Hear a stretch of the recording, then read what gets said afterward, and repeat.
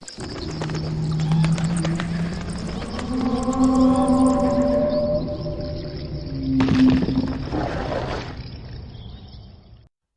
19 janvier 2003.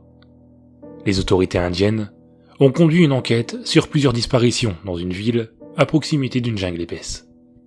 Les indices semblaient converger vers une tour du silence, ou Dakma. Les Zoroastriens utilisent ce lieu pour disposer les corps des personnes décédées. Même si les lieux de ce genre ne sont pas rares en Inde, plusieurs éléments étranges ont indiqué qu'il y avait là quelque chose qui sortait de l'ordinaire. Numéro 1. Aucun des corps représentés sur la photographie n'a pu être identifié. Des villageois, résidant dans les environs, initialement surpris par le nombre élevé de corps dans le Dakma, ont été incapables de les reconnaître.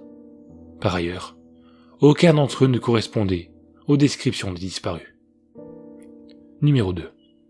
Aucun animal n'a pu être observé à proximité, excepté des mouches et des asticots.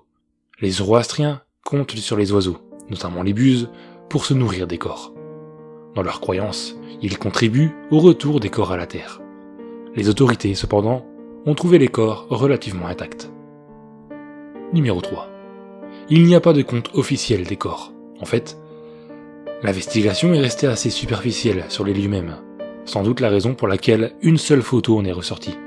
Les autorités ont rapidement vidé les lieux, pas en raison de la vue des corps, mais plutôt pour ce qui suit. Numéro 4.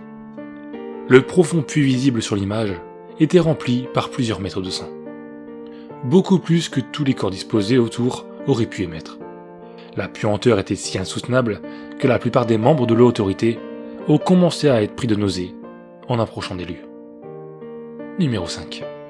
L'investigation a dû s'arrêter lorsqu'un villageois a accidentellement fait tomber un petit os dans le puits, brisant la surface coagulée de la piscine de sang.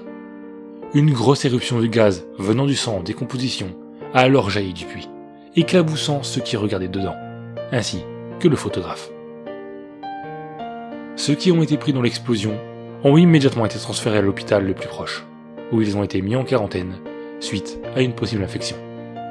Ils n'ont pas tardé à être pris de fièvre et de délire, hurlant qu'ils étaient souillés par le sang d'Ahriman, la personnification du mal dans le zoroastrisme, bien qu'aucun n'ait admis avoir une quelconque familiarité avec cette religion.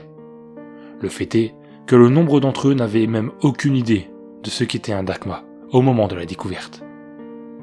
Le délire s'est transformé en folie et certains patients se sont mis à agresser le personnel de l'hôpital jusqu'à ce qu'ils soient mis sous calmant.